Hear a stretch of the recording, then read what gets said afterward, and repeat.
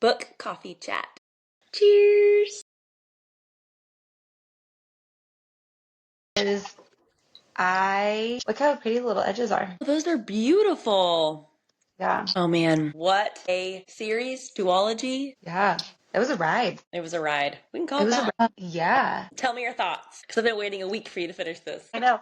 I have so many. Like, first and foremost, this was the big thing for me. Usually in series, you got the big bad, like morally gray man, usually a man. And then you have, they hate each other. They're enemies, right? And then they find out that they're mates. And then all of a sudden they're like, oh my gosh, I love you so much. I'll do anything for you. I'll die for you. And then they become like, these little ooey gooey cinnamon roll people, which we love, it's great. But they like completely lose their character, I feel like, Yeah. Like, does that make sense? They're not that morally gray person anymore. About anathema. Yeah, like they're not that morally gray.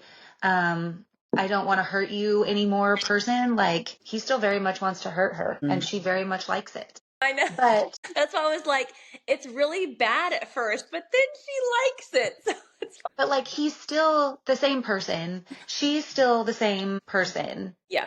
And they just. And, they don't immediately find out that they're mates and be like, oh my gosh, I love you. They're still like, no, I really think I hate you. It's fragile. Yeah. So I felt like that was like a huge good thing in my eyes, that she didn't just like completely change the characters when they found out. Yeah.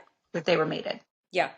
And then even after that. Yes. And I love the multiple POV. Like, that's like probably one of my favorite things now is like, okay, I can get it from her perspective and then his and then another his. And then another his. You get a more well-rounded character, in my opinion. I feel like you get to know them more than just reading about them. I was really glad that Josh left for soccer when he did last night and that the kids were in bed, because she like ripped out my heart, threw it on the ground, smushed it around a little, and then, put it down the garbage disposal.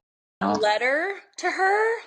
I was not prepared. I wasn't prepared for the mother-in-law's letter. No. Let alone. I know. Sabian's letter. Like. I know. Okay, so I did find myself kind of in the beginning, like there were a few times where it was like close calls on like something happening to him, or, like him flying away somewhere by himself. And I was like, oh, he's going to die. And I'm fine with that, because I just need Glantia and Malir to be on their own and just their own little cocoon of, just the two of them. I love Sabian though. Like, but then you're like, oh my gosh, I love him so much. Yeah. I can't let him go either. That's how she feels. I know. It's terrible. Yeah. And then she rips your heart out. I cried almost, like tears in my eyeballs reading that book. Yeah. Finishing Shadow So Cruel, because I never in a million years thought that book would make me emotional. It's literally the craziest book I've ever read. It's very, very grapey.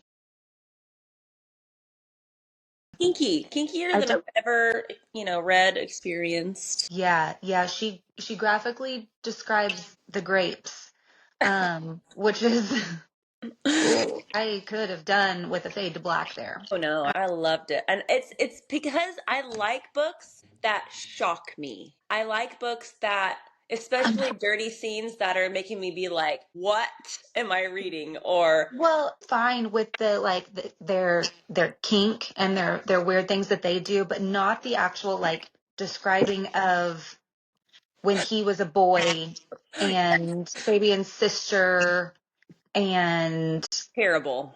Like it was bad. Yeah. Very beautifully written. I think her writing is literally one of my favorite. Like, I don't know if it's her writing style, but like it was so beautiful. But then it's also like the most horrific story. Yeah. I mean, another thing that she does really well, I feel like a lot of times authors, men or women, can't write the other gender well. Either the men come off a little bit feminine or the women come off a little too like rough and tough. Yeah. Even when that's not what their character is. She did a really good job of in the men's point of views, they are still sound like men. And differentiating between the two of them also. Yes. They both, and their different personalities, because they're very different men.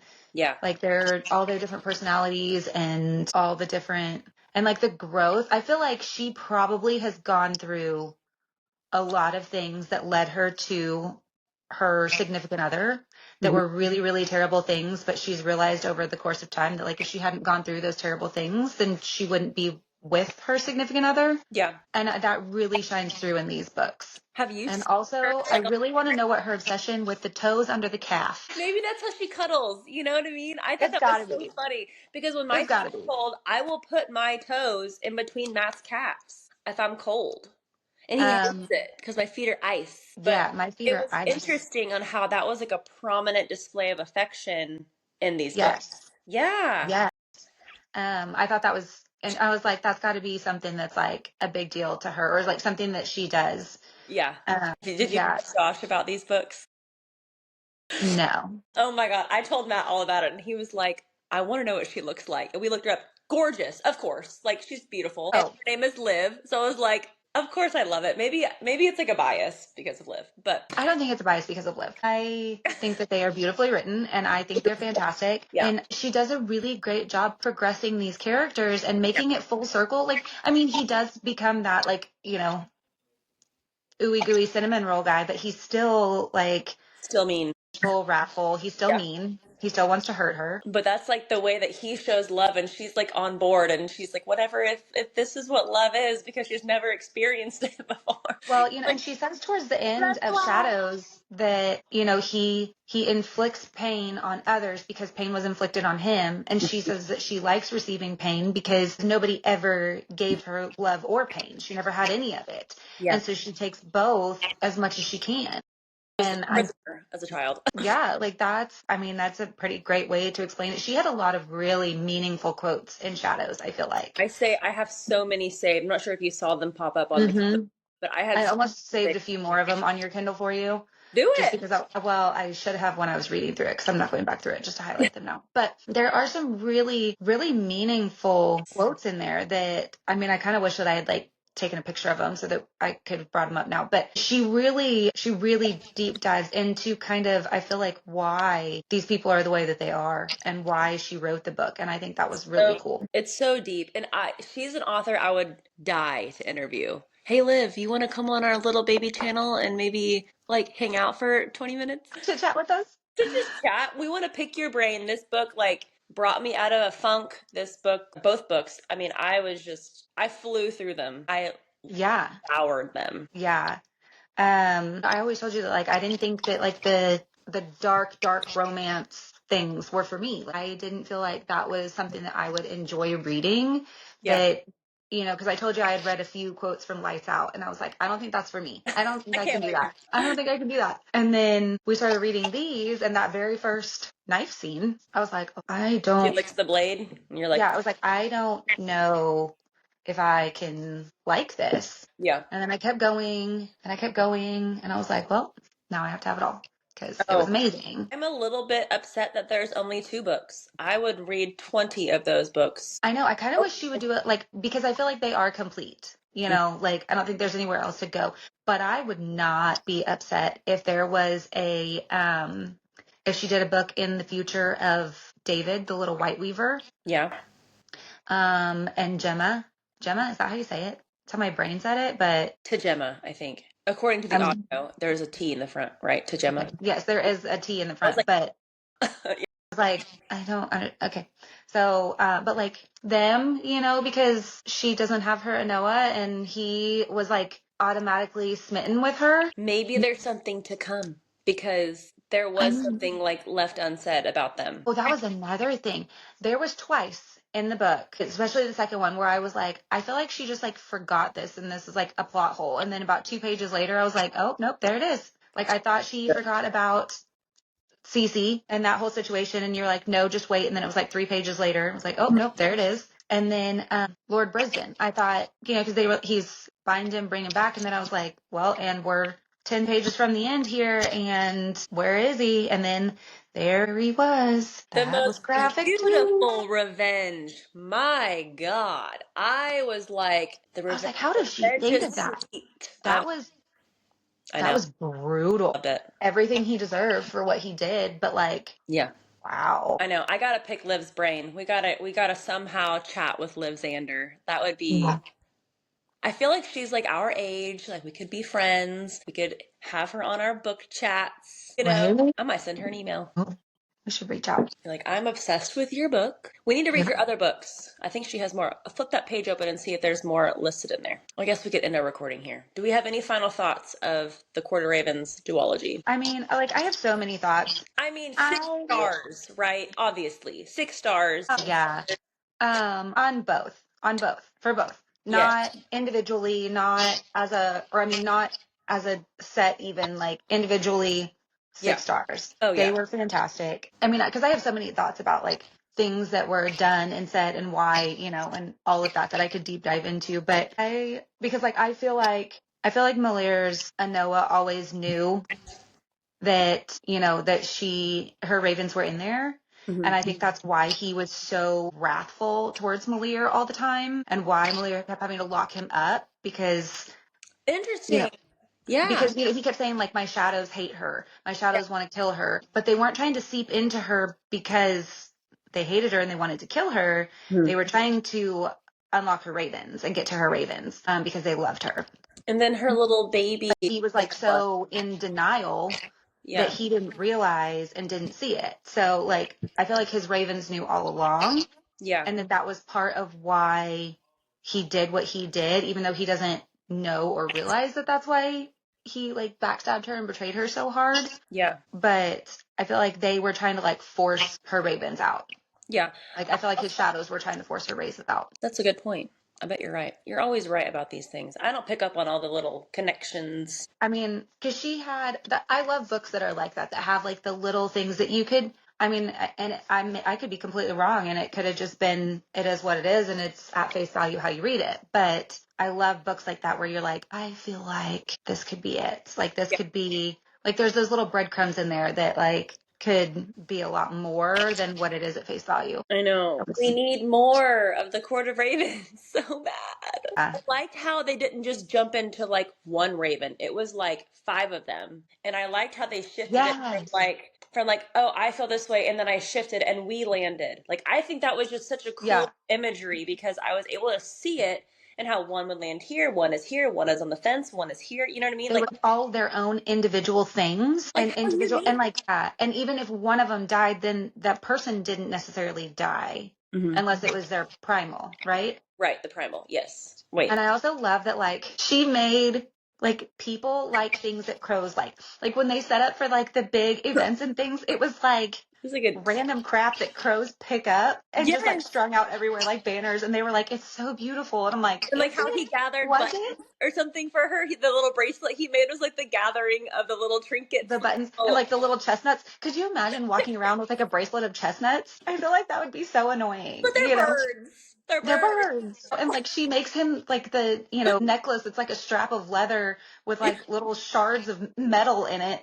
And he's like, this is the most beautiful thing I've ever received. And he puts it on and I'm like, huh. And so, like, and they're like preening. They're always like, messing with each other's hair and like picking through it, braiding each other's hair. Like and even in their like human forms, in their nests. Bed though, right? They just called it the nest. It was like a big bed. But it's on the floor. No, it's on the floor. But a big like floor. I imagine it, and there was what did he call it? There was like satin or silk and something else, silk and down feathers. Like mink. Huh? Mink. Like that's mink. what it was. Yeah, mink, silk or satin, whatever. And so I imagine this big, comfy like bed on the floor, mattress of some kind of cushion, right? I don't know. But nest, and I was just like, it's bird coded. I mean, they're birds. Yeah. And like there was nothing that like veered away from that. Like everything had to do with it. Like the clothes having the shadow thread in them so that they could shift with them, and their weapons being made of whatever that stuff was so that like it could shift with them. Until like I don't feel like there was any details. I always find like one detail that I'm like, nope, we didn't think that one through. And I didn't feel like that with these. Yeah, we're going to call you the judge. You do find things like that. I do find things. There's always like one thing that, either in their spicy scenes that gives you the ick or, something. But I didn't find any of that here that I felt like was overlooked or was something that didn't quite make sense. Yeah. I didn't find any of that. Your thoughts on the very last scene in Shadows, the very last spicy scene Where she cuts him up? Where she uses the knife to...